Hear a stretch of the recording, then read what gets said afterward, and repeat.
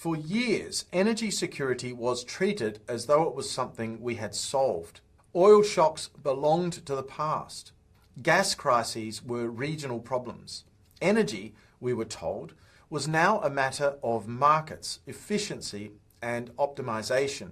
And yet, in just a few years, energy has reappeared at the centre of geopolitics, trade policy, and national security planning, openly, explicitly, and unapologetically.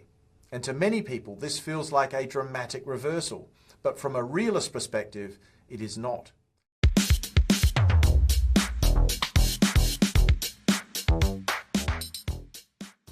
The question isn't why energy suddenly matters again.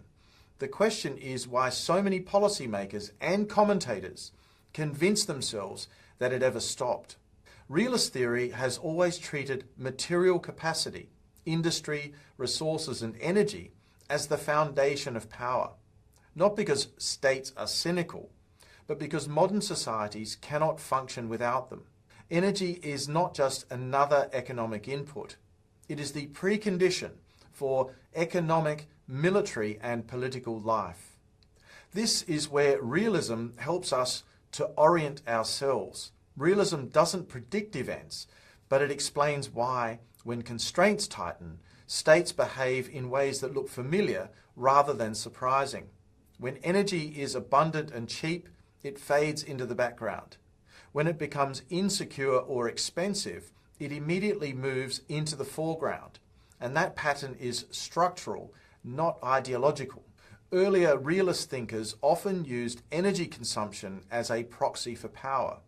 The logic was sound. Societies that can mobilize large amounts of energy can sustain larger economies and also militaries.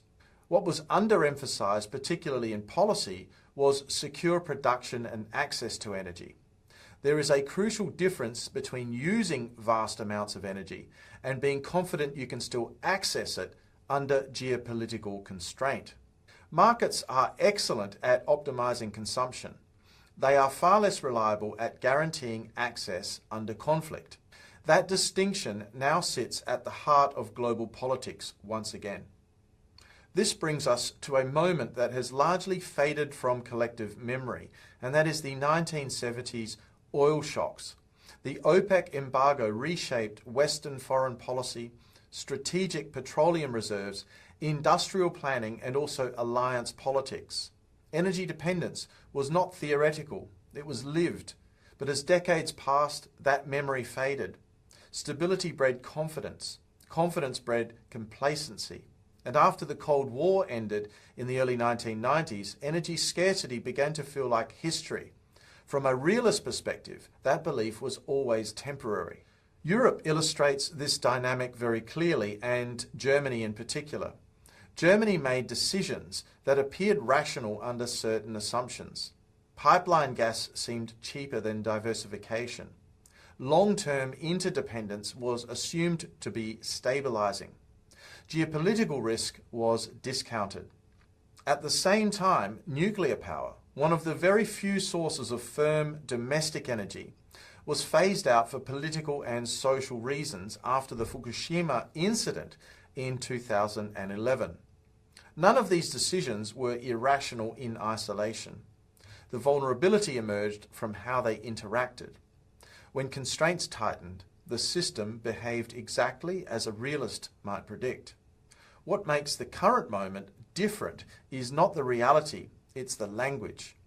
The United States 2025 National Security Strategy, for example, states very explicitly that economic security is national security. Energy production, industrial capacity, and supply chains are no longer treated as background conditions. They are strategic assets. And from a realist perspective, this is not radical. This is an admission. You can hear the same shift at venues like the Munich Security Conference. Energy ministers now talk like security officials. Generals talk about industrial capacity. Trade officials talk about resilience and coercion. This convergence now tells us something very important. The system is reclassifying energy from an economic issue to a security one, not because ideology changed, but because constraints returned. Understanding all of this through a realist lens does something very stabilizing. It prevents us from mistaking structural pressure for moral failure, assuming coordination where incentives don't support it, and designing systems that only function in ideal conditions. Realism doesn't tell us what policy to choose. It helps us to see which assumptions are dangerous. Better understanding leads to better decisions, not perfect ones, but more resilient ones. Energy security isn't a deviation from modern politics. It is one of its oldest organizing principles, temporarily forgotten, but now remembered. Realism didn't rediscover energy.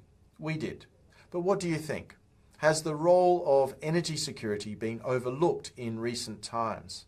Is the current rebalancing of the world order a reflection of the importance of energy security, or in fact a cause of it? Let me know what you think in the comments section below. If you've enjoyed this video, hit that like button. And if you've not already done so, please subscribe to the channel.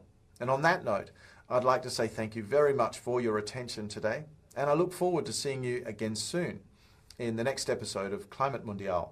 Bye for now.